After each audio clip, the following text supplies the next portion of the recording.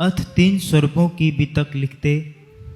भविष्य पुराण में राजा कहे जुग चार, वचन जो हैं व्यास के ताको करो विचार, ताको करो विचार। भविष्य पुराण में। अक्षरातीत धामधनी ने हमारी आत्मा को जागृत करने के लिए श्री महामती जी के धाम हृदय में विराजमान होकर परम धाम की ब्रह्मवाणी तारतमवाणी थी। लेकिन इस ब्रह्मवाणी का अवतरण कैसे हुआ, ब्रह्मात्माओं का आगमन इस नश्वर जगत में कैसे हुआ? जैसे चंद्रमा अपनी चांदी से कभी अलग नहीं हो सकता, सागर अपनी लहरों से कभी अलग नहीं हो सकता, सूर्य अपनी किरणों से अलग नहीं हो सकता, वैसे ही इस मायावी जगत में जिसमें संसार खोज करते करते थक गया था, मैं कौन हूं, कहां से आया हूं, शरीर के त्याग के पश्चात मुझे जाना कहां है, जब सृष्टि का लय होगा तो मेरी अवस्था कहां होगी, कैसी होगी, इन प्रश्नों का समाधान पाने का प्रयास करता आ रहा है। लेकिन उत्तर यथोचित नहीं मिल पाया। न किसी ने सच्चिदानंद परब्रह्म का साक्षात्कार किया, कोई साकार तक गया, कोई निराकार तक गया। ऐसे इस भवसागर में परमधाम की आत्माओं का जो पदार्पण हुआ और उनके साथ स्वयं अक्षरातीत के चरण कमल पड़े, जिससे तारतम्य ज्ञान का अलौकिक प्रकाश हुआ और सबको यह सुगम मार्ग मिल गया कि हम इस संसार में रहते रहते कैसे अक्षरातीत का साक्षात्कार कर सकते हैं। मनुष्यों ने बहुत कुछ खोजा था, लेकिन संशय के घेरे को कोई तोड़ नहीं पाया था। यह सारा घटनाक्रम कहलाता है बीतक। बीतक कोई मानवीय इतिहास नहीं है जिसमें किसी कथा का वर्णन हो। ब्रह्मात्माओं का अक्षरातीत के साथ जो अनंत काल से संबंध चला आ रहा था, जो लीला चली आ रही थी, ब्रज रास के पश्चात इस जागने के ब्रह्मांड में जो कुछ हुआ, हो रहा है और छठे दिन की लीला में होना है, सातवें दिन की लीला में जो होना है, सारा घटनाक्रम कहलाएगा बीतक। बीतक को हम समान रूप से 5वें दिन और छठे दिन, चौथे दिन की लीला को देखकर कह देते हैं कि यह बीती हुई बात नहीं है, हर पल घटित हो रहा है। जो भविष्य में घटित होने वाला है और जो अतीत में घटित हो चुका है, सब कहलाएगा बीतक। इसकी रचना श्री लालदास जी के तन में बैठकर स्वयं अक्षरातीत ने करवाई है। वही अक्षरातीत जो श्री मिहिराज के धाम हृदय में लीला करते रहे हैं। समर्पण की यही पराकाष्ठा है। कलम तो चली श्री लालदास जी की, लेकिन कहने वाला कोई और है। इसलिए लालदास जी ने कहा कि मैंने तो लिखा ही नहीं, लिखने वाले वही धामधनी है। इसलिए बीतक में हर जगह महामती की छाप है। महामती किसको कहते हैं? 5 शक्तियों के साथ विराजमान होकर अक्षरातीत ने महामती इंद्रावती की आत्मा को जो शोभा दी, उसको कहते हैं महामती। बीतक के अवतरण का भी एक विशेष घटनाक्रम है। श्रावण मास, जिसको गुजरात में आषाढ़ मास कहते हैं, श्रावण मास की तीज का समय था। उस दिन श्री महामती जी ने कोई चर्चा नहीं की, प्रातः काल से ध्यान में बैठे रह गए। आपको विदित होगा, विक्रम संवत 1748 में मारिफत सागर की वाणी अवतरित होती है।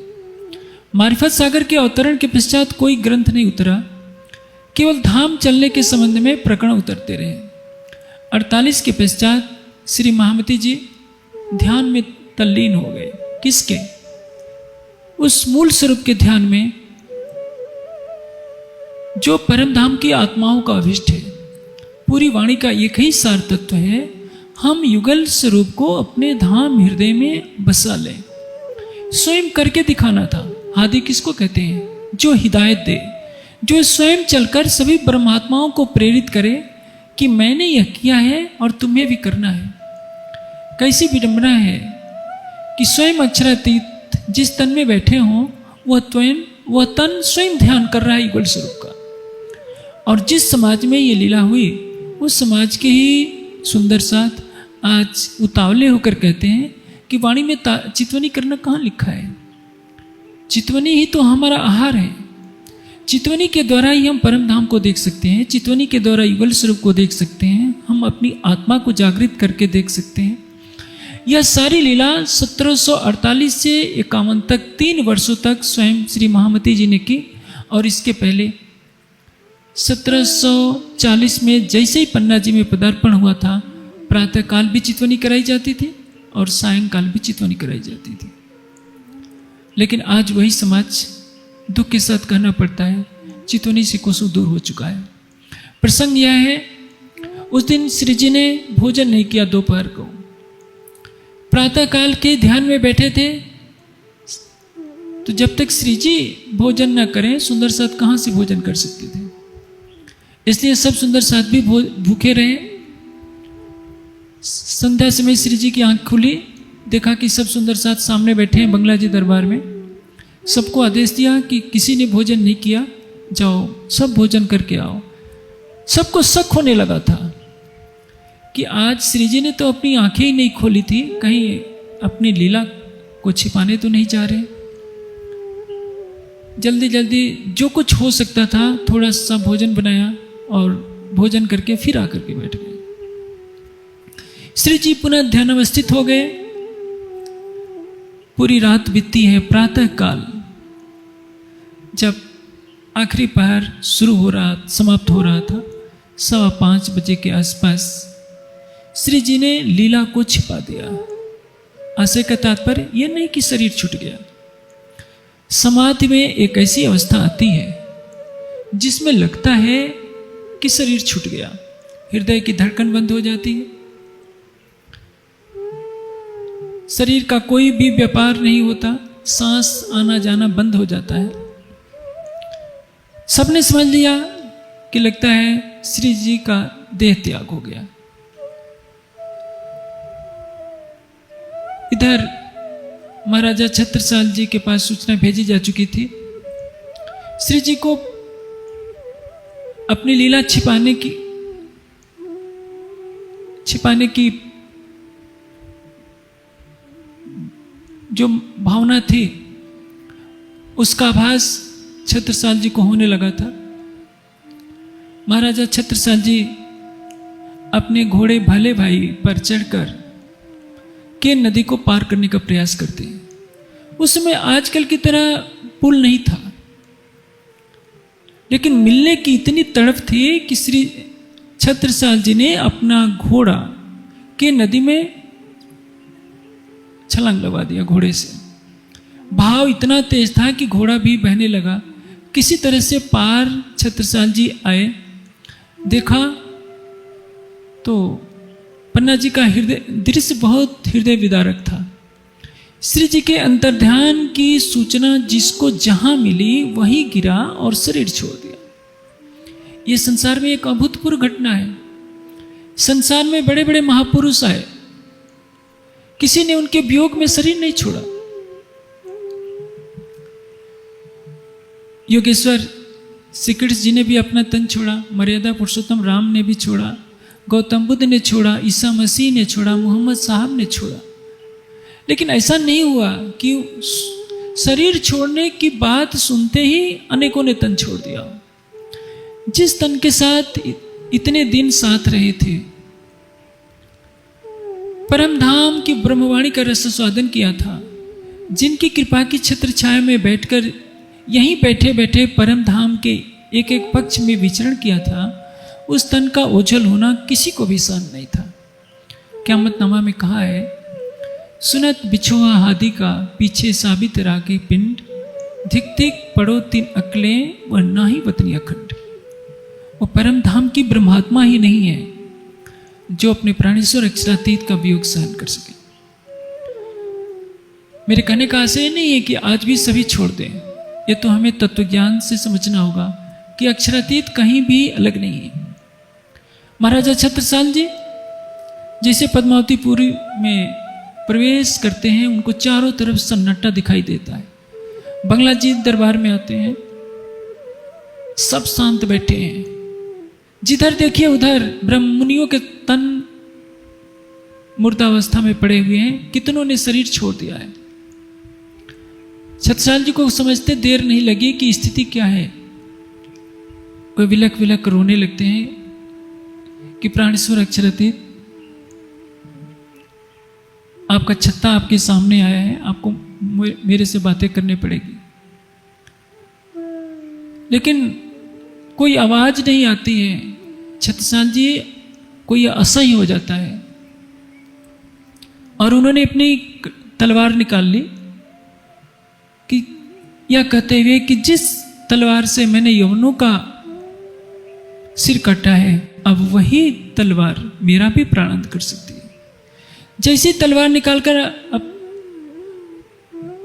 अपनी हत्या करना चाहते हैं, आत्महत्या करना चाहते हैं, श्री जी हंसते हुए पकड़ लेते हैं। कहते हैं कि छत्ता, क्या तूने इस महाराज के तन को ही केवल अक्षरातीत समझता था? मैं तो देख सभी आत्माओं के धाम हृदय में मैं ही रहता हूं। जब तेरा घोड़ा के नदी में डूब रहा था तो तुझे किसने बताया था? मेरी पीठ पर देख, तेरे घोड़ों के खूर के निशान बने। छत्रसाल जी को देखकर सांत्वना हुई। कहा कि छत्ता, तुम्हारे ऊपर बहुत बड़ा उत्तरदायित्व है। प्रकृति की मर्यादा को निभाने के लिए मैं केवल लीला में ओझल हो रहा हूं, यथार्थ में नहीं। मैं सभी आत्माओं के दिल में रहूंगा। इन गुनहगारों के दिल को अर्स कर बैठे मेहरबान। छत्ता को कहते हैं कि महाराजा जी सो कहिया, एक देखत हो तुम, तिस वास्ते सेवा साथ की सौंप चलत है हम। सब सुंदर साथ का उत्तरदायित्व मैं तुमको देता हूं कि सब सुंदर साथ को जगाना, सबको प्रेम के सूत्र में बांधे रखना और इनके हृदय में ही मेरी बैठक देखना।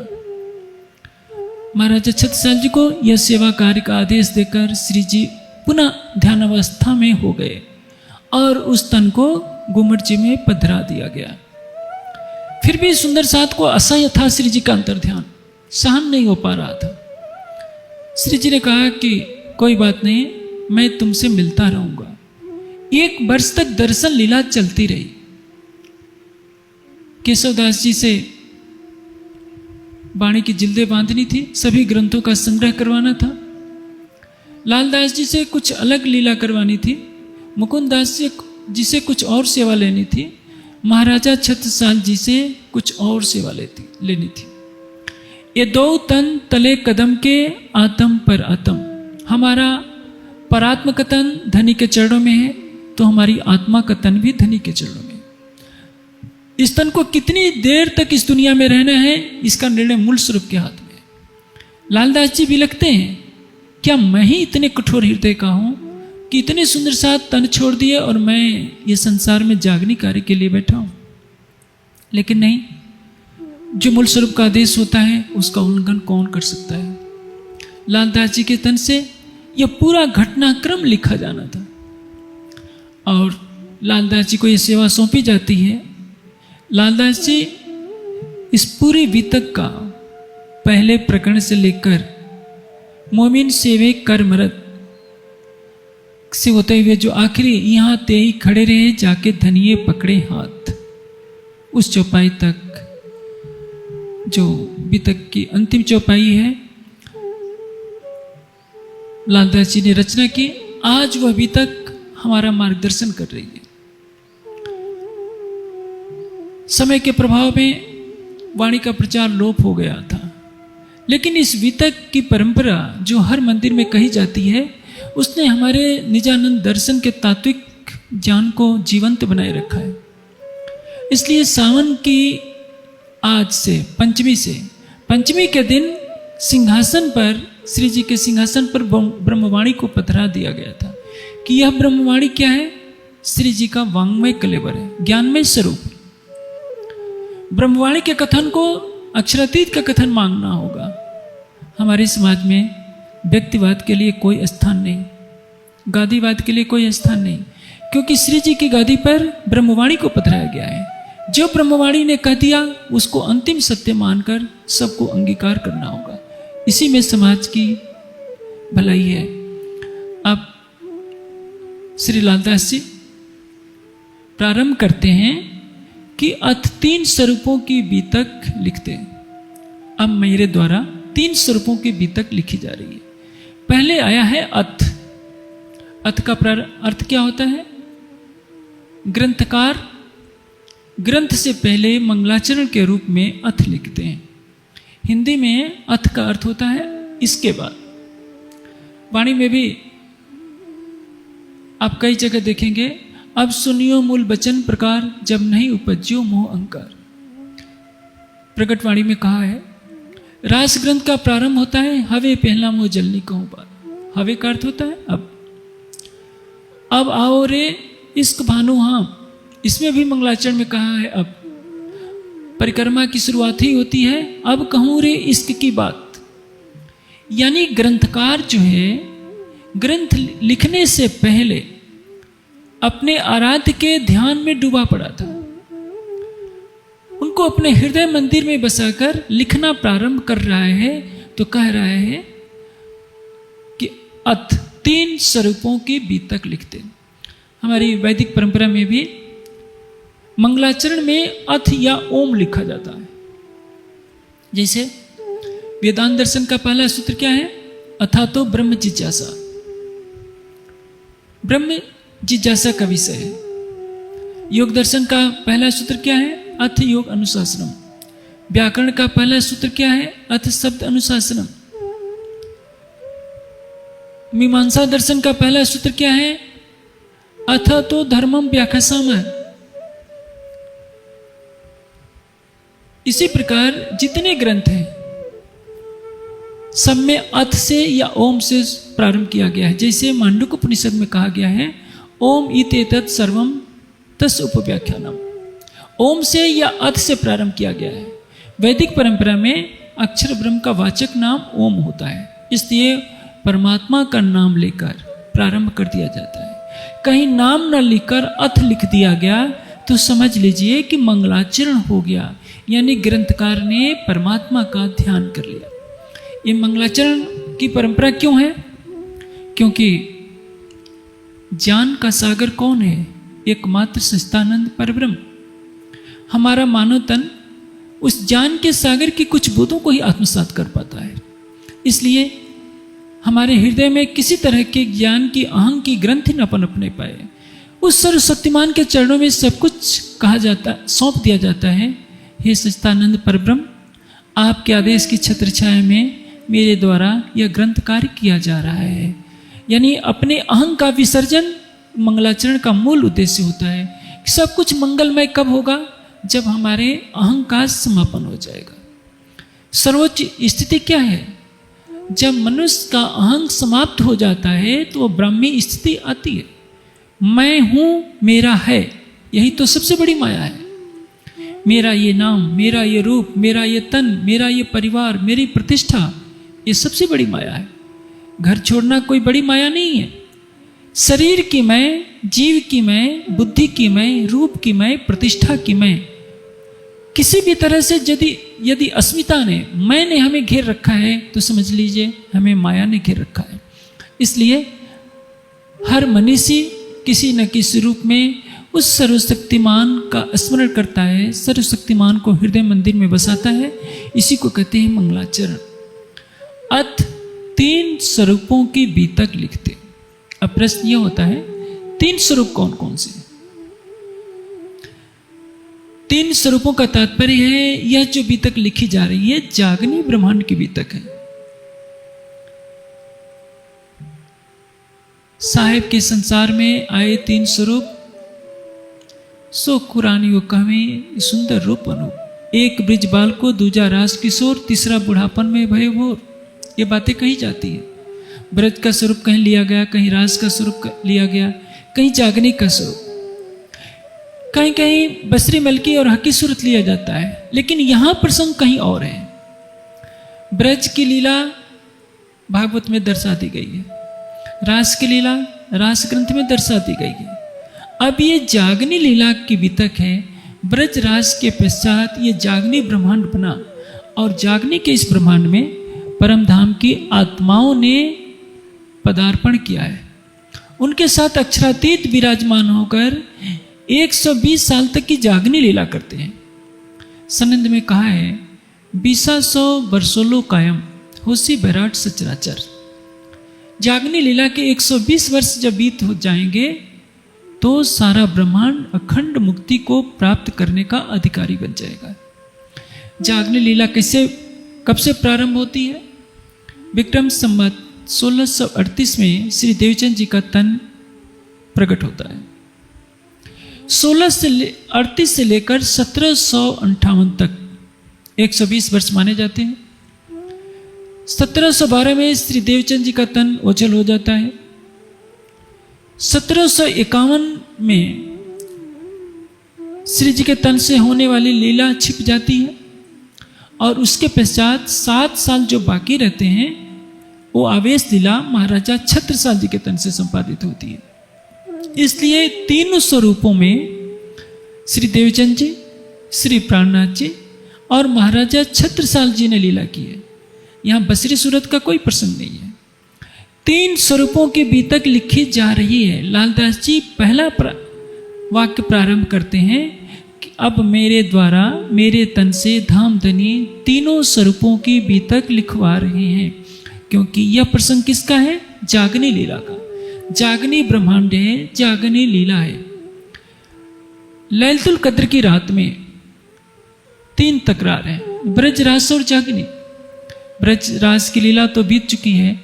अब इस जागनी लीला में जो कुछ होना है, कैसे ब्रह्मात्माएं अवतरित होती हैं, कैसे राज्य दोनों तनों में बैठकर लीला करते हैं, और जो बाकी के 7 वर्ष रहते हैं उन 7 वर्षों में सारी शोभा महाराजा छत्रसाल जी को देते हैं, क्योंकि छत्रसाल जी ने समर्पण में सर्वोपरि भूमिका निभाई होती है। उनके अंदर शाकुंडल की आत्मा होती है। शाकुंडल और शाकुमार का खेल में बहुत बड़ा योगदान है। इस खेल में उनकी बहुत बड़ी अग्रगण्य भूमिका है। इसलिए 5वें दिन के लीला में शाकुंडल ने अपनी विशेष भूमिका निभाई, 6ठे दिन की लीला में शाकुमार की विशेष भूमिका होगी। ये जो 120 साल की हैं जागनी लीला के, उन जागनी लीला के 120 वर्षों में 3 तनों से लीला होती है। और आपको ये भी विदित होगा, श्यामा जी के स्वामित्व के जो 40 वर्ष हैं 1735 से प्रारंभ होते हैं। 1735 से 1775 तक ये 40 वर्ष होते हैं। 51 में श्री जी का अंतर्ध्यान होता है, तो महामती के तन से 16 वर्ष, जिसमें पूरी परमधाम की ब्रह्मवाणी उतरती है। परमधाम की 4 किताबें, खिलवत, परिक्रमा, सागर, श्रृंगार, इन 4 किताबों का अवतरण होता है। और इन 4 किताबों के अवतरण के साथ यहीं बैठे बैठे सब सुंदर साथ को परम धाम के दर्शन का, परम धाम के एक एक पक्ष का विस्तृत वर्णन सुनने को मिलता है। सब सुंदर साथ ने यहीं बैठे बैठे युगल स्वरूप के एक एक अंग में स्वयं को डुबाया। अक्षरातीत के धाम हृदय में डुबकी लगाकर अपने हृदय मंदिर में उनको बसाकर मार्फत की अवस्था प्राप्त की, जो इस जागनी ब्रह्मांड का सर्वोपरि लक्ष्य होता है। यह जो सुख मिला, यह सुख आज तक इस सृष्टि में किसी को नसीब नहीं हो सका था, क्योंकि दुनिया या तो नारायण निराकार को परमात्मा मानती थी या साकार में भटक रही थी। कोई बेहद की वासना थी, पंचवासनाएं, उन्होंने बेहद में जरूर डुबकी लगाकर कुछ अखंड सुख प्राप्त किया, लेकिन परम धाम में कौन जा सकता है? इत हुक्म हाकिम बिना कौन आवे, निराकार शून्य पार के पार पीव बतन, इत हुक्म हाकिम बिना कौन आवे। उस स्वलीला अद्वैत में इस नश्वर जगत से कोई भी नहीं जा सकता था। वहाँ का ज्ञान यहाँ अवतरित नहीं हो सकता था, लेकिन अनहोनी घटना के रूप में परम धाम की ब्रह्मात्माएं आई, तो उनके साथ अक्षरातीत के चरण कमल भी आए। परिणाम स्वरूप परम धाम का अलौकिक ज्ञान संसार को सुनने को मिला। इसलिए जो वाणी के प्रचार का जो कार्यक्रम था, वो 24 वर्ष महाराजा छत्रसाल जी को सौंपा गया। महाराजा छत्रसाल जी ने पूरे देश में जगह जगह वाणी के प्रचारक भेजे। नेपाल में भेजा, पंजाब में भेजा, पंजाब में भैया सीताराम जी को भेजा, केसरबाई को जामनगर भेजा, उदयपुर की तरफ मुकुंदास जी ने जागने कार्य किया। यानी पूरे देश में जगह जगह धर्म प्रचारक भेजकर महाराजा छत्रसाल जी ने वाणी की ज्योत को चारों तरफ फैलाया। और छठे दिन की लीला में सुंदर साथ के लिए एक पथ प्रदर्शक की भूमिका निभाई कि जैसे मैं ब्रह्मवाणी को फैला रहा हूँ, सुंदर साथ का भी उत्तरदायित्व है कि ब्रह्मवाणी की ज्योति को ऐसे ही फैलाते रहे।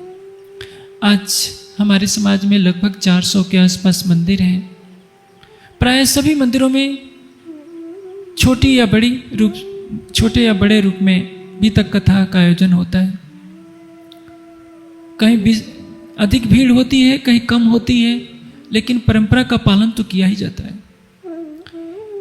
यह बीतक हमारे लिए गौरवमयी क्षण की अनुभूति कराता है कि कैसे हमारे सुंदर साथ में परम धाम का ज्ञान अवतरित हुआ है, इस ब्रह्मवाणी को हम कैसे फैलाएं।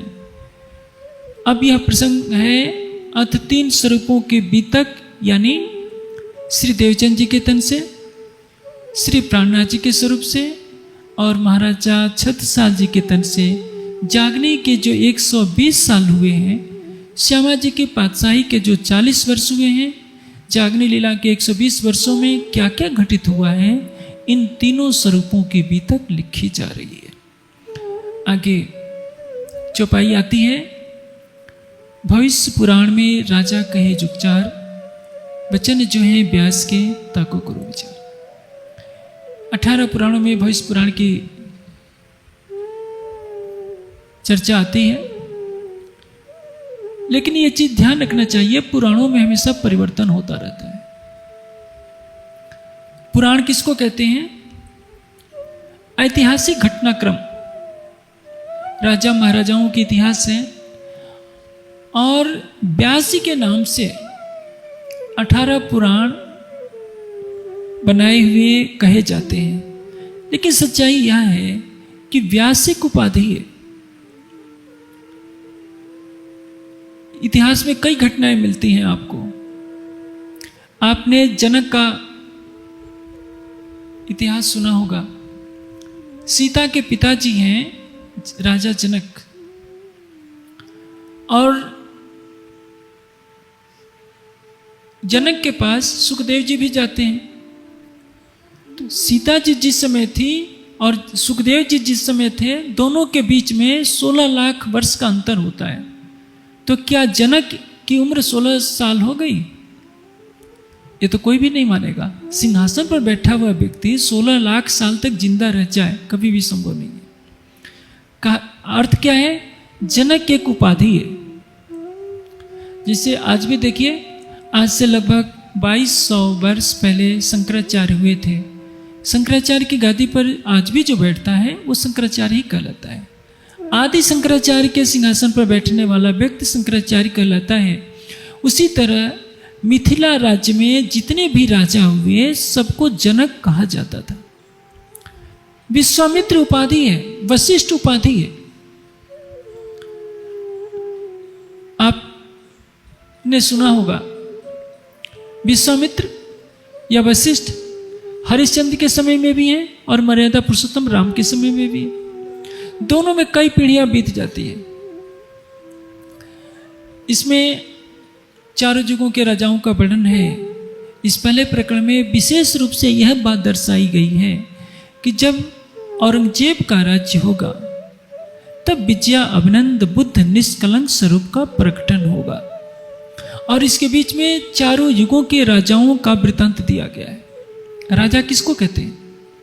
राजा का अर्थ होता है विशिष्ट। राजा यानी प्रकाशमान, जो अपनी विशिष्टता से प्रकाशित हो रहा हो उसको राजा कहते हैं। सामान्यतः जनभाषा में राजा किसको कहते हैं? जिसके सिर पर सोने का मुकुट हो, सेना हो, उसकी सभा लगती हो, सभी मनुष्यों का वो स्वामी कहलाता हो, उस सामान्य रूप में उसको राजा कहते हैं। लेकिन आपने देखा होगा अन्न का भी राजा होता है, चना फल का राजा होता है, वृक्षों का कोई राजा होता है, पक्षियों का राजा होता है। उसी तरह से यहाँ जो राजाओं की गणना की गई है उसका अर्थ केवल राजा नहीं समझना चाहिए। इसमें कहीं देवताओं का नाम लिया गया है, कहीं ऋषि मुनियों का नाम लिया गया है, कहीं असुरों का नाम लिया गया है। ब्रह्मा जी किसके राजा थे? ब्रह्मा तो सृष्टि के प्रारंभ में हुए थे, ब्रह्मा जी कोई राजा नहीं है। इंद्र तो देवताओं के राजा हैं। और जो राजाओं का जो गणना काल है वो खिचड़ी है। हमें चौपाई में जो राजाओं के नाम आए हैं उसका भावार्थ लेना होगा, शब्दार्थ लेंगे तो भटक जाएंगे। जैसे 14 मनवंतर होते हैं, एक कल्प में 14 मनवंतर होते हैं। पहला मनवंतर है स्वयंभू मनवंतर। आज जो मनवंतर चल रहा है वह वैश्वत मनवंतर कहलाता है। ये जो राजाओं की जो गणना दी गई है, कुछ स्वयंभू मनवंतर के राजाओं की गणना है और कुछ इस मनवंतर के राजाओं की गणना है। इस 28वें कलयुग में 28वां कलयुग, 28वां त्रेता, 28वां सतयुग और 28वें द्वापर में जितने राजा आए हैं उनका मुख्य जो व्यक्तित्व हुए हैं उनका नाम लिया गया है। लेकिन आप देखेंगे ध्रुव और प्रहलाद की जो ध्रुव और उत्तानपाद जो उनके पिता हैं उनकी जो कहानी है स्वयंभू मनवंतर की है, इस मनवंतर की नहीं। इस मनवंतर में तो 12 करोड़ साल से अधिक बीत चुके हैं। ये जो मनवंतर चल रहा है पहले मनवंतर से लेकर अब तक 1,96,08,53,115 वर्ष हो चुके हैं। 43,20,000 वर्षों की चतुर्युगी होती है। कलयुग, कलयुग, द्वापर, त्रेता और सतयुग, ये 4 युग होते हैं। इसकी व्याख्या क्या है? कले सयानो भवति, ऋग्वेद के ऐतरेय ब्राह्मण में कल 4 युगों की व्याख्या है। कले सयानो भवति संजिहान तो द्वापर, उत्तिष्ठ भवति त्रेता, धावमान कृतयुग। जब मनुष्य अज्ञानता की नींद में सो रहा होता है तो क्या है? कलयुग। उठ करके बैठ जाता है तो है द्वापर, खड़ा हो जाता है तो है त्रेता, और जब सत्य की तरफ चल पड़ता है तो उसको कहते हैं सतयुग। चारों युगों में अलग अलग प्रवृत्ति होती है। सतयुग में सत्य, तप, ज्ञान, धर्म के चारों चरण दृढ़ता से खड़े होते हैं। त्रेता में सत्य हट गया होता है, तप, ज्ञान और कर्म रहता है। द्वापर में धर्म केवल 2 चरणों पर आश्रित रहता है, और कलयुग में केवल कर्म, न सत्य होता है, न तप होता है, न ज्ञान होता है। चारों युगों में जो मुख्य व्यक्ति हुए उनको इस प्रकरण में वर्णित किया गया है। लेकिन नाम में भी एक चीज ध्यान में रखनी होगी आपको। एक होती है वंशावली और एक होती है नामावली। वंशावली और नामावली में अंतर है। जैसे मर्यादा पुरुषोत्तम राम त्रेता युग में अवतरित हुए थे। आज तक वह समय 16 लाख वर्ष से अधिक पड़ता है। लेकिन यदि पुराणों में वर्णित नामों को गणना करेंगे तो महाभारत से 325 वर्ष पूर्व उनका जन्म सिद्ध होता है। विदेशी इतिहासकारों ने इसी आधार पर घोषित कर दिया है कि रामायण आज से 6,000 वर्ष पहले हुई थी, जबकि रामायण का घटनाक्रम 16 लाख वर्ष पहले से। उन्होंने वंशावली और नामावली को समझा नहीं। नामावली का अर्थ क्या होता है? जो मुख्य व्यक्ति हैं उनके नाम गणना कर दिए गए। 1 लाख साल पहले का, 1 लाख साल के बाद का जो विशिष्ट व्यक्ति हुआ केवल उसका नाम लिया गया। वंश परंपरा से मतलब नहीं है। कहीं कहीं चारों युगों के राजाओं के नाम में वंश परंपरा भी दे दी गई है, लेकिन वह यथार्थ नहीं है। जैसे दशरथ के बाद मर्यादा पुरुषोत्तम राम का नाम लिख दिया गया, लव कुश का नाम आ गया, लेकिन सारे नाम आगे पीछे हैं। अभी तक के इस प्रसंग में जो भी नाम आए हैं उसको हमें सूक्ष्म दृष्टि से देखना होगा, तभी बात समझ में आएगी। लालदास जी को अभिप्रेत है केवल यह दर्शाना कि जब औरंगजेब का समय होगा उस समय ही विजयाभिनंद बुद्ध निष्कलंक स्वरूप का प्रकटन होगा। महितले मलिक्षानाम यदा राजवंशा प्रवर्तते विक्रमस्य गते अब्दे सप्तदष्ट अष्टत्रिकम यदा तदा अयम सच्चिदानंदो अक्षरात् परतः पर भारते च इंद्रियायाम स बुद्धा आविर्भविष्यत्। यह भविष्योत्तर पुराण में बात लिखी थी। विक्रम संवत 1738 का जब समय होगा उस समय भारतवर्ष में औरंगजेब का राज्य चल रहा होगा, और जब औरंगजेब का राज्य चल रहा होगा इतना अत्याचार, इतना पाप होगा कि सभी त्राही त्राही करेंगे, और सबके कल्याण के लिए परम धाम की आत्माओं को परम धाम का मार्ग दर्शाने के लिए, सारे संसार को अखंड मुक्ति का वरदान देने के लिए स्वयं सच्चिदानंद परब्रह्म का अवतरण होगा, जिसको कहेंगे विजया अभिनंद बुद्ध निष्कलंक स्वरूप। विजया अभिनंद किसको कहते हैं? विजय जिसका अभिनंदन करे वह है विजया अभिनंद। निष्कलंक किसको कहते हैं? जिसमें किसी भी तरह का कलंक न रह जाए, ऐसा कोई भी दाग न रह जाए जिससे कोई उंगली उठा सके। नारायण को क्षर जगत का पता है, बेहद का पता नहीं, और बेहद में लीला होती है अक्षर ब्रह्म को। अक्षर ब्रह्म को भी यह पता नहीं कि अक्षरातीत के माहौल में प्रेम इश्क वर्तत सो शुद्ध अक्षर को नहीं जो किनविद केल कर। अक्षर को अक्षरातीत की लीला की खबर नहीं, क्षर को अक्षर की लीला की खबर नहीं, तो ये संसार के प्राणी तो बेचारे कुछ नहीं जानते। आप सारे हिंदू समाज को देखिए, आज हिंदू समाज की कितनी दुर्दशा हो रही है। पेड़ काली किन देखी नहीं, सब रहे छाया में उड़छाए, गम छाया की भी न पड़ी तो पेड़ पार क्यों लखाए। पेड़ काली किन न देखी नहीं। दुनिया माया को भी अच्छी तरह से नहीं चाहती है। परमात्मा की खोज करना तो दूर, जिस मायावी दुनिया में हम रह रहे हैं, इस मायावी जगत का कारण रूप क्या है किसी को नहीं मालूम। पेड़ काली किन देखी नहीं, सब रहे छाया में उड़छाए। हिंदू समाज को तो जहां देखिए कहीं शालिग्राम का टुकड़ा पत्थर का नदी में बहता हुआ मिल गया तो उसको शालिग्राम मानकर उसी पर सिर झुकाने लगते हैं।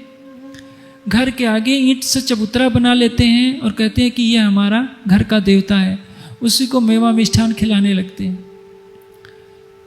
कहीं मजार देख ले, उस मजार में क्या होता है? हड्डी ही तो होती है, लेकिन उस मजार को भी पर भी सिर पटकने लगे, वृक्षों को सिर नमाने लगे, तालाबों की पूजा करने लगे, नदियों की पूजा करने लगे।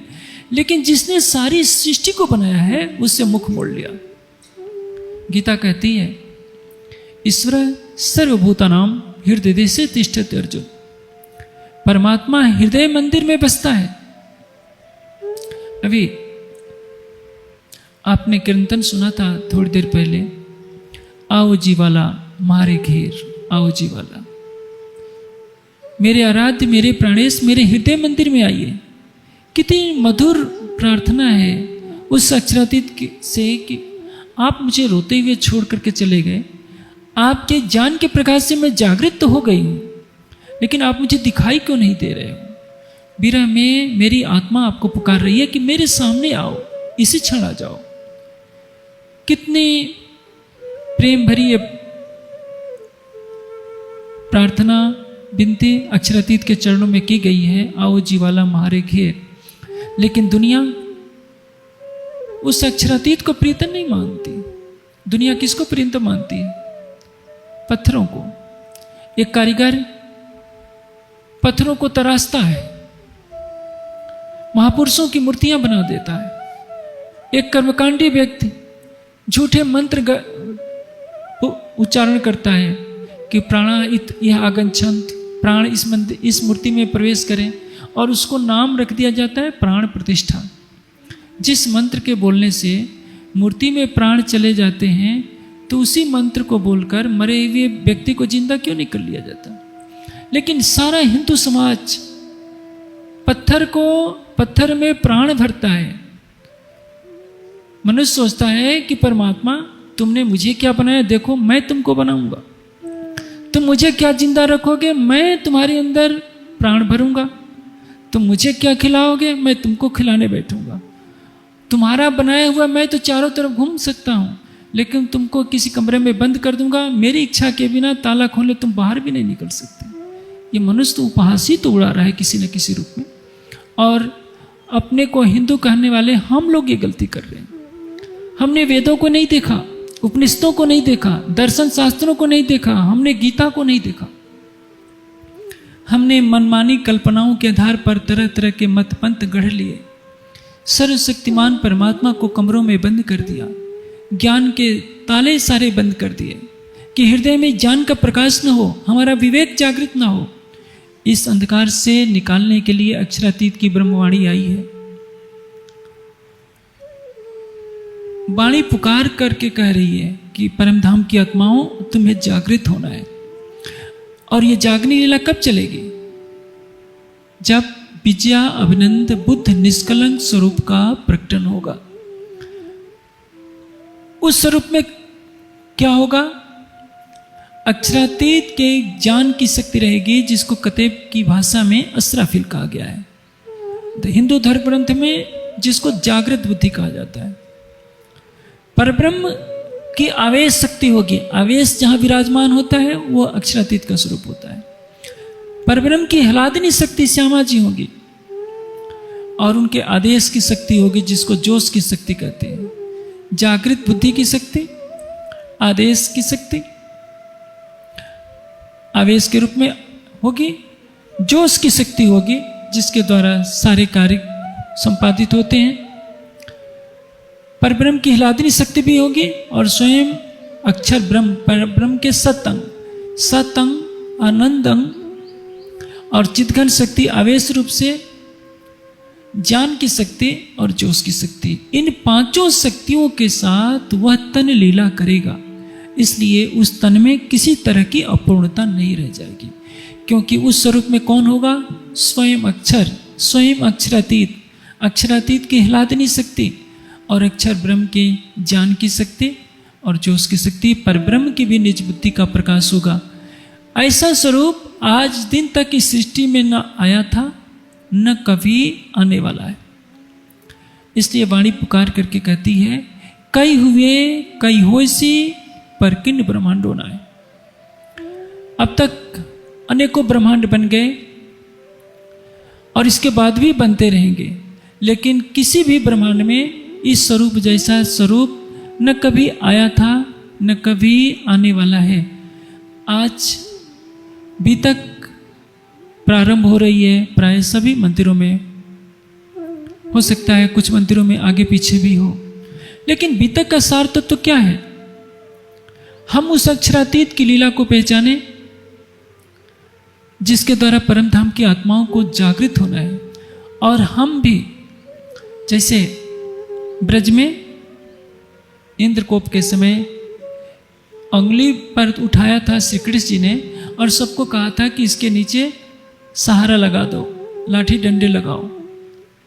जागनी कौन करता है? जागनी करने वाले मूल स्वरूप हैं। परमधाम की आत्माओं को तो शोभा दी जा रही है कि ज्ञान का प्रकाश लेकर आगे बढ़े और सबके हृदय में उस ज्योति को पहुंचाने का सबसे पवित्र जो कार्य है वो करें।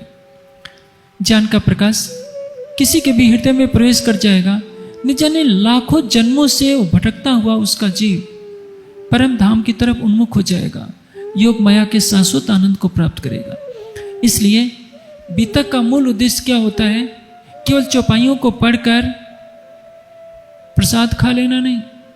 चौपाइयाँ तो घर बैठ करके भी पढ़ी जा सकती है। एक परंपरा बनाई गई है कि सब सुंदर साथ इस सावन के महीने में, क्योंकि पंचमी के दिन ब्रह्मवाणी को सिंहासन पर पधराया गया था। जिस तरह से किसी राजा का राज तिलक होता है, उसी तरह से श्री जी के अंतर्धान होने के पश्चात वाणी को आज के दिन से प्रारंभ किया गया था। सिंहासन पर पधराकर पूजन की परंपरा डाली गई थी। हमें भी यह व्रत लेना होगा कि हम जीवन का हर पल राज्य के प्रेम में गुजारें, वाणी के ज्ञान के ग्रहण में गुजारें और इस ज्ञान को फैलाने में गुजारें। थोड़ी देर पहले मैंने ये बात बताई थी कि किस तरह से श्री जी 1 वर्ष तक सब सुंदर साथ को दर्शन देते रहे। किसी भी प्रश्न का यदि समाधान नहीं होता था, लालदास जी से, छत्रसाल जी से, या कोई ऐसी कठिन स्थिति पड़ जाती थी, तो सब सुंदर साथ अंदर जाते थे और श्री जी वैसे ही बातें करते थे जैसे हम सुंदर साथ आपस में बातें करते हैं। लेकिन एक साथ में एक दिन बुढ़िया भी चली गई, जैसा कि सुना जाता है,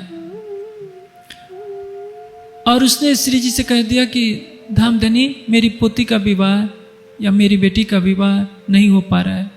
श्री जी ने उसको अंगूठी दे दी और छत्रसाल जी से कह दिया कि ये दरवाजा बंद करा दो, क्योंकि बूढ़ी माताओं को ममता किस पर लगती है? अपने बेटी या पोते पोतियों की शादी में सारी ममता रहती है। परमात्मा के प्रति यदि हृदय में प्रेम नहीं हुआ तो ये रिश्ते तो यहीं के रह जाएंगे। कौन पोता, कौन पोती, कौन बेटा, कौन बेटी। लेकिन हृदय में ज्ञान का प्रकाश हो तब तो। आंखों पर जब तक माया का आवरण पड़ा रहता है तब तक ये लगता है कि यह मेरा संबंधी है, यह मेरा घर का है और ये बाहर का है। मेरी मेरे करत दुनी जात है, बोझ ब्रह्मांड सिर लेवे, पाव पलक का नहीं भरोसा तो भी सिर सर्जन को न देवे। दुनिया से ये नहीं हो पा रहा है। एक पल का भरोसा नहीं है कि कब क्या हो जाए।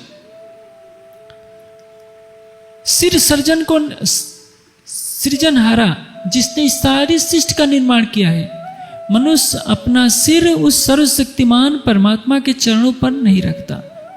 अपना सिर चरणों में रखने का तात्पर्य अपने अहं को भुलाकर उस सर्वशक्तिमान परमात्मा से प्रेम नहीं करता। क्योंकि जिस दिन मनुष्य सच्चिदानंद परब्रह्म से सच्चे हृदय से प्रेम करने लगेगा, वो उस दिन मनुष्य नहीं रहेगा। मारिया कहिया, काढ़िया कहिया और कहिया हो जुदा, यही मैं खुद ही टले तो बाकी रहे या खुदा। हड्डी मांस का पुतला ही तो हर प्राणी है। बुद्ध का शरीर भी वही है, वाजिद अली शाह का भी शरीर वही है। वाजिद अली शाह अपने हरम में 365 बीबियां रखता है, भोग विलास में लिप्त है, तड़प तड़प का शरीर छोड़ता है। और बुद्ध ने इसी शरीर से साधना की तो आज उनकी हड्डियों की पूजा होती। जो बड़े बड़े स्तूप हैं, कहीं बुद्ध के दाह संस्कार के पश्चात उनकी हड्डियों के लिए झगड़ा हुआ, राख के लिए झगड़ा होने लगा था कि ये पवित्र राख है, हम इसको सुरक्षित करेंगे। ये मानव तन दुर्लभ है। इस मानव तन को पाने के पश्चात यदि हमने अक्षरातीत से प्रेम किया तो हमारा जीवन धन धन हो जाएगा। इस मानव तन को पाने के बाद यदि हमने केवल भोजन करने में, निद्रा लेने में और वंश वृद्धि करने में सारी ऊर्जा लगा दी तो इसमें लगते लगते तृष्णाओं का ऐसा पहाड़ हमारे सिर पर आ पड़ेगा कि हम बूढ़े हो गए रहेंगे, चलने की शक्ति नहीं रहेगी, बालों में सफेदी आ जाएगी, फिर भी तृष्णा एका तरुणायते। तृष्णा कभी बूढ़ी नहीं होती। वो जितना तृष्णा का भोग करेंगे उतनी ही जवान बनती जाएगी। और यही तृष्णा पुनः 84 लाख योनियों में हमें भ्रमण करने के लिए विवश कर देती है। ये मानव तन मिला है केवल परमात्मा को पाने के लिए। यहां इतने सुंदर साथ बैठे हैं, यदि मैं पूछूं कि सबसे बड़ा आस्तिक कौन है तो आप क्या उत्तर देंगे? आप तो यही कहेंगे कि जो मंदिर जाता हूं, भगवे वस्त्र पहनता हूं, वो आस्तिक है। आस्तिक वो नहीं है।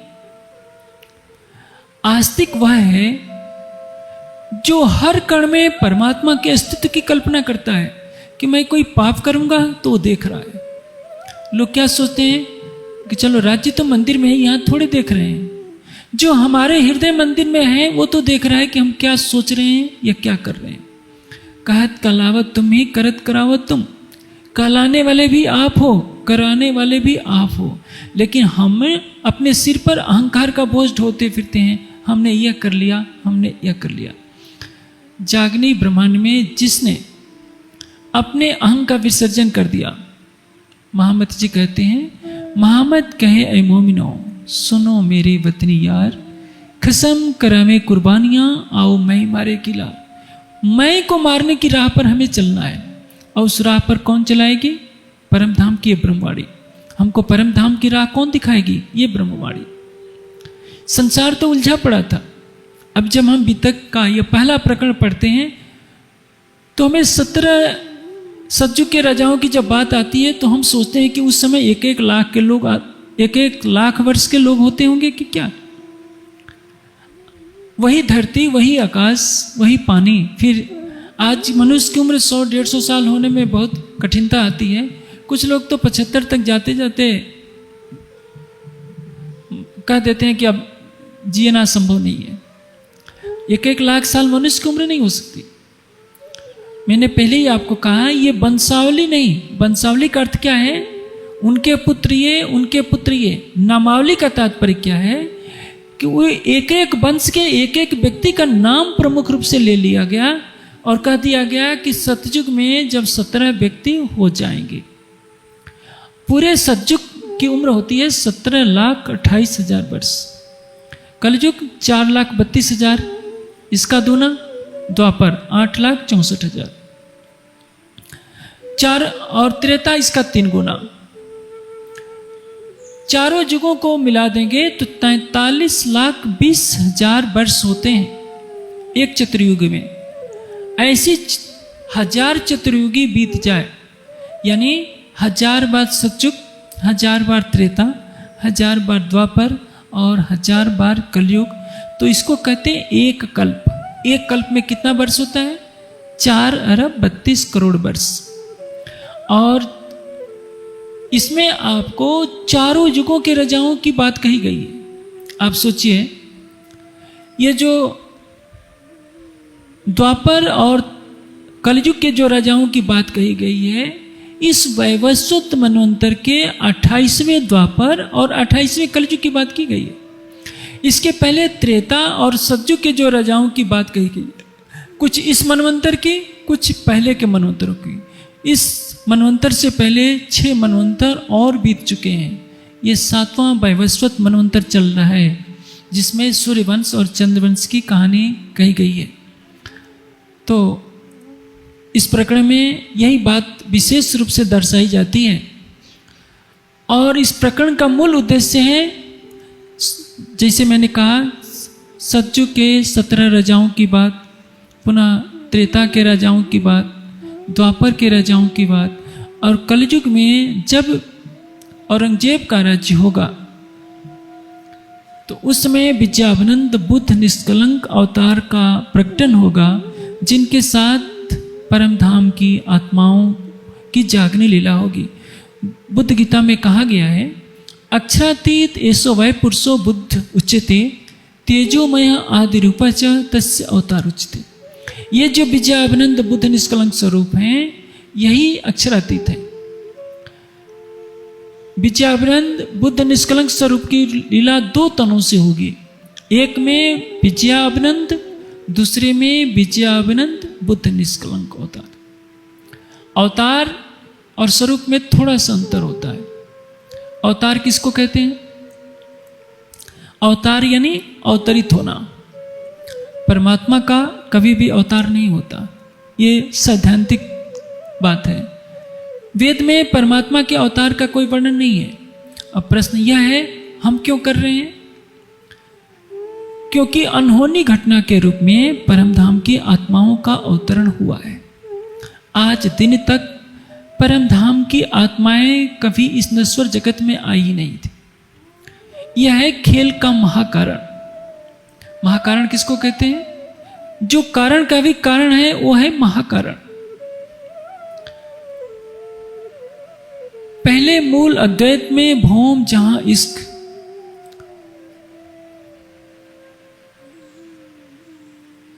मूल अद्वैत क्या है? एक है अद्वैत और एक है मूल अद्वैत। हम कालमय के जिस ब्रह्मांड में रह रहे हैं इसको कहते हैं द्वैत। द्वैत का अर्थ क्या होता है? जिसमें दो हो, जीव और माया जिसमें हो उसको कहते हैं द्वैत। अद्वैत किसको कहते हैं? जिसमें अखंड ब्रह्म की अखंड लीला चल रही हो, वहां माया भी ब्रह्म का रूप हो। स्वलीला अद्वैत किसको कहते हैं?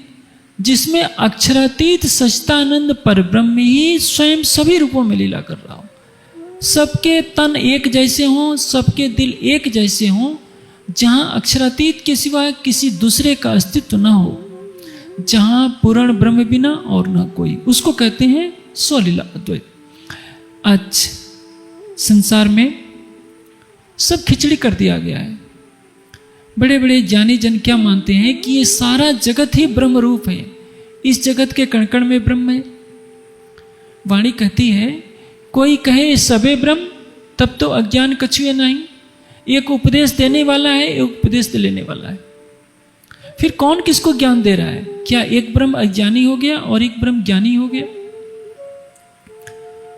परमधाम की ये ब्रह्मवाणी संसार के सारे अनसुलझे रहस्यों से पर्दा उठाने वाली है और हमारे लिए उस सत्य का प्रकाश करने वाली है जिसमें हम जान जाएं कि वास्तव में क्षर क्या है, अक्षर क्या है और उत्तम पुरुष अक्षरातीत क्या है। परमधाम की आत्माओं के साथ ही ये ज्ञान अवतरित हुआ। गीता में 15वें अध्याय के 16वें और 17वें श्लोक में तीनों पुरुषों की विवेचना की गई है। क्षर क्या है? क्षर सर्वाणि भूतानि, जितने भूत हैं, स्थूल भूत, सूक्ष्म भूत, सभी क्षर हैं। कुटस्थो अक्षर उच्यते। कुटस्थ किसको कहते हैं? आकाश में सूर्य चमक रहा है, पृथ्वी के कीचड़ से उसका कोई लेना देना नहीं। सूर्य में कुछ भी डाला जाएगा तो सूर्य के समान हो जाएगा। सूर्य पृथ्वी के कण कण में नहीं हो सकता, क्योंकि सूर्य में पृथ्वी डाल दी जाए तो पृथ्वी भी सूर्य की तरह धकना शुरू कर देगी। ब्रह्म की सत्ता में जगत है, ब्रह्म के स्वरूप में जगत नहीं है। यह बात संसार को बताना है। संसार क्या कहता आ रहा था कि दिन के उजाले में अंधेरा है और अंधेरी रात के कणकण में सूरज बैठा है। आधी रात के कणकण में सूरज कहां से होगा? सूरज उगेगा तो अंधेरा समाप्त हो जाएगा, और जहां सूरज होगा वहां अंधेरा नहीं रहेगा। वैसे ही जहां माया का स्वरूप होगा वहां ब्रह्म का स्वरूप नहीं होगा। जहां ब्रह्म की लीला होगी वहां माया की लीला नहीं हो सकती। ये मायावी जगत है, अंधकार से उत्पन्न हुआ। तम आसीत तमसा अग्रे, यह जगत अंधकार से आवृत था। अज्ञानता के इस अंधकार में संसार के सारे प्राणियों की उत्पत्ति हुई है। इस अंधकार से परे है वह ब्रह्म, जिसको वेदों ने कहा तमसा परस्ता, तमस से परे है। तमस क्या है, तमस से परे क्या है, कोई जान नहीं पाया। इसलिए अब प्रारंभ हो रहा है खेल का महाकारण क्या है। सतचित आनंद जो परब्रह्म है, क्षर अक्षर से परे उत्तम पुरुष अक्षरातीत, जहां माया की कोई गंध नहीं, जहां सत्व रजतम नहीं, उस बेहद से भी परे उस परम धाम में एक अक्षरातीत है, अक्षर ब्रह्म है, और उस अक्षरातीत की ह्लादनी रूप आत्माएं। जैसे मैं बैठा हूं, मेरा दायां हाथ भी है, मेरा बायां हाथ भी है। दायां हाथ का कार्य कुछ अलग है, बाएं हाथ का कुछ अलग है। जो कार्य दायां हाथ करेगा वो बायां नहीं करेगा। मैं आपको एक दृष्टांत देता हूं। एक व्यक्ति है, अपने कार्यालय में बैठा हुआ है, तो वो सत्ता के स्वरूप में है। वही व्यक्ति जब घर पर आता है तो प्रेम के स्वरूप में आ जाता है, हंसता है, बोलता है। लेकिन जिस तरह से घर पर हंसता बोलता जा रहा था, वो अपने कार्यालय में बैठकर हंस बोल नहीं रहा था। एक ही अक्षरातीत जब प्रेम के स्वरूप में होते हैं तो प्रेम का सागर क्रीड़ा करता है, उसको कहते हैं चिदघन स्वरूप अक्षरातीत। चिदघन स्वरूप से ही सत्य है, चिदघन स्वरूप से ही आनंद है। सच्चिदानंद परब्रह्म को कहते हैं सतचित और आनंद। सत को आनंद की लीला का पता नहीं और आनंद को सत की लीला का पता नहीं। सत नहीं जानता आनंद क्या होता है। कैसे? जैसे मेरे दाएं हाथ पर आग का अंगारा रख दीजिए तो बायां हाथ नहीं चलेगा। पीड़ा किसकी होगी? मुझको, क्योंकि मेरा दाहिना हाथ भी है और मेरा ही बायां हाथ है। यदि बाएं हाथ में फोड़ा हो जाए, घाव हो जाए, तो दाएं हाथ में नस्तर नहीं चुभाएंगे, बाएं हाथ में चुभाएंगे। दोनों हाथ मेरे ही हैं, लेकिन दोनों की स्थिति अलग अलग है। उसी तरह से अक्षरातीत का सत अंग अक्षर ब्रह्म अनंत ब्रह्मांडों की सृजन की लीला करता है, और जो आनंद अंग है परब्रह्म के साथ लीला विलास में संलग्न रहता है। जैसे सागर है, अपने लहरों से कभी अलग नहीं होता। सूर्य अपनी किरणों से अलग नहीं होता, चंद्रमा अपनी चांदनी से अलग नहीं होता। उसी तरह से सच्चिदानंद परब्रह्म स्वलीला अद्वैत एकत्व के अंदर अपनी अभिन्न स्वरूपा आत्माओं के साथ प्रेम और आनंद की क्रीड़ा करते हैं। उस आनंद की लीला इस नश्वर जगत में नहीं हो सकती, क्योंकि वह वाणी से परे है। उन परम धाम की आत्माओं का इस नश्वर जगत में कैसे पदार्पण होता है, यह है खेल का कारण। महाकारण क्या है? महाकारण है कारण का भी कारण। मेहर का दरिया दिल में लिया, तब रूहों के दिल में खेल देखने का ख्याल उपजा। मेहर का दरिया का तात्पर्य क्या है? हृदय में मेहर का सागर लेना। आज हम सुंदर साथ मेहर सागर का गोटा लेकर पाठ करने बैठते हैं। पूछा जाता है क्यों कर रहे हैं? कि राज्य की मेहर हो जाए। मेहर किसको हम समझते हैं? कि राज्य हमको करोड़पति बना दें, अरबपति बना दें या प्राइम मिनिस्टर बना दें। ये मेहर नहीं है। मेहर किसको कहते हैं? राज्य हमारे दिल में इतना बस जाए, हमारा दिल राज्य के प्रेम में इतना डूब जाए कि उनके दिल की कोई भी बात अछूती न रहे। यह है मेहर का दरिया लेना। अनादिकाल से अक्षरातीत परम धाम की आत्माओं के साथ प्रेम की लीला करते रहे हैं, लेकिन अपने हृदय का भेद पूरा नहीं दे पाए थे। क्यों? इसका भी एक कारण है। नमक का ढेला जब सागर की गहराइयों में डूबने का प्रयास करेगा कि सागर की गहराई को मैं नाप लूं, तो परिणाम क्या होगा? वो गल जाएगा। उसको पता ही नहीं कि सागर कितना गहरा है, क्योंकि वो बना ही है सागर से। आनंद स्वरूप आत्माएं अक्षरातीत के आनंद की माप कैसे कर सकती थी? अक्षरातीत के हृदय में जो अनंत सागर लहरा रहे हैं, उसकी माप परम धाम में संभव नहीं थी। अक्षरातीत ने अपना हृदय पूरा लुटा दिया कि मैं अपने हृदय में कुछ नहीं रखूंगा। इसको कहते हैं मेहर का दरिया दिल में लिया।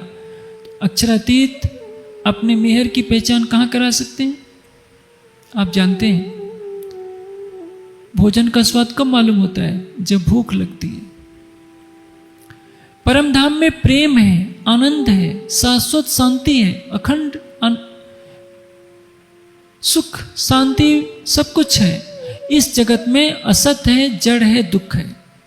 परम धाम क्या है? सच्चित आनंद। ये जगत है असत, जड़ और दुख का स्वरूप। इस असत, जड़ और दुख के संसार में हमें पता चलता है कि सतचित और आनंद की गरिमा क्या है। एक वहदत का इश्क, एक पातशाही अर्ज की, दूजे वहदत का इश्क। सो दिखलाओ ने रूहों को पहले दिल में लिया हक। वहदत का इश्क क्या है यह बताना है, लेकिन इश्क की मारिफत क्या है? अक्षरातीत के हृदय का वह कोना जिसको आज दिन तक कोई छू नहीं पाया था।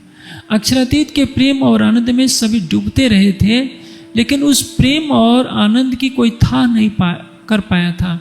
अक्षरातीत ने यह बताने के लिए ये खेल का महाकारण रचा। कारण है रूहों का खेल में आना। महाकारण क्या है? अक्षरातीत का अपने हृदय में उमड़ने वाले अनंत सागरों का रसपान कराना। खेल में क्यों आए? सतंग चाहता है कि मैं आनंद की लीला जान जाऊं। आनंद अंग चाहता है कि मैं सत्य की लीला को जान जाऊं। सतंग क्या है? अक्षर ब्रह्म। आनंद अंग क्या है? पर ब्रह्म की हिलादनी शक्ति श्यामा जी, जिनकी अंगरूपा परम धाम की अनंत आत्माएं एक दूसरे की लीला को जानना चाहते हैं। इच्छा कौन पैदा करेगा? स्वयं अक्षरातीत। जैसे ही मेरे दोनों हाथ हैं, इस हाथ से उठाना है या इस हाथ से, जब तक मैं स्वयं नहीं चाहूंगा, न मेरा दाहिना हाथ कुछ कर पाएगा, न मेरा बायां हाथ कर पाएगा। दाहिना और बायां दोनों हाथ मेरे ही हैं, लेकिन दोनों एक दूसरे की लीला को नहीं जानते थे।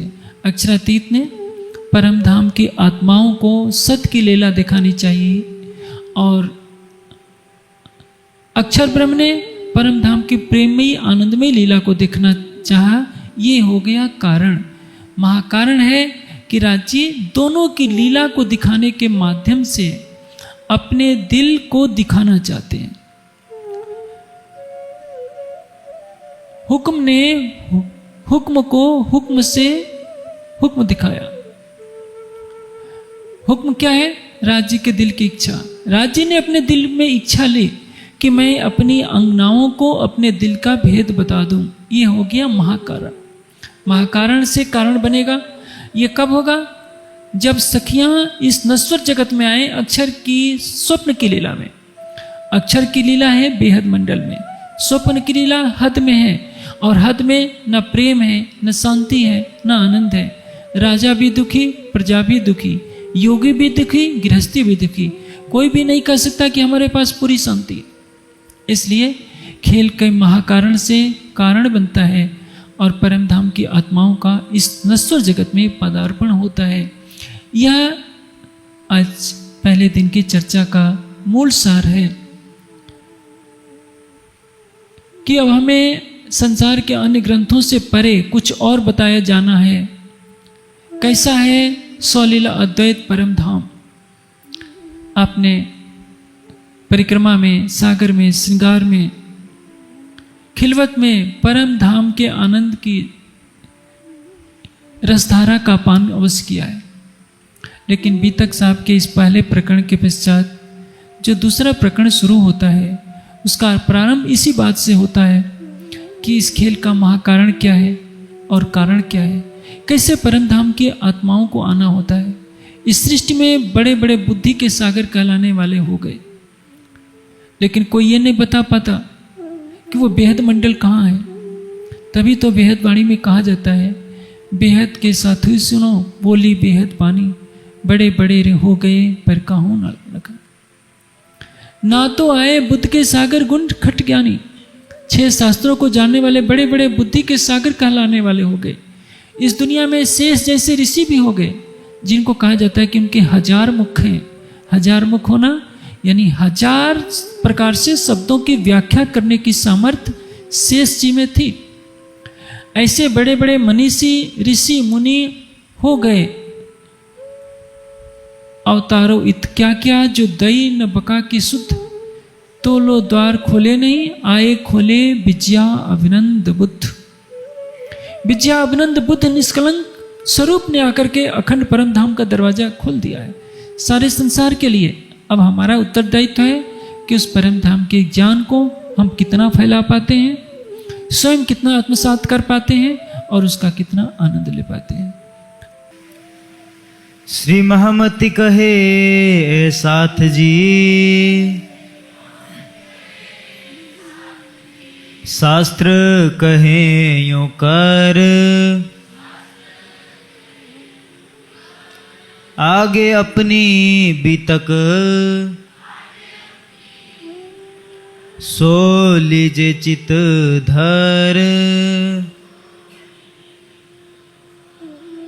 बोलिए श्री प्राणनाथ प्यारे की जय, सद्गुरु महाराज की।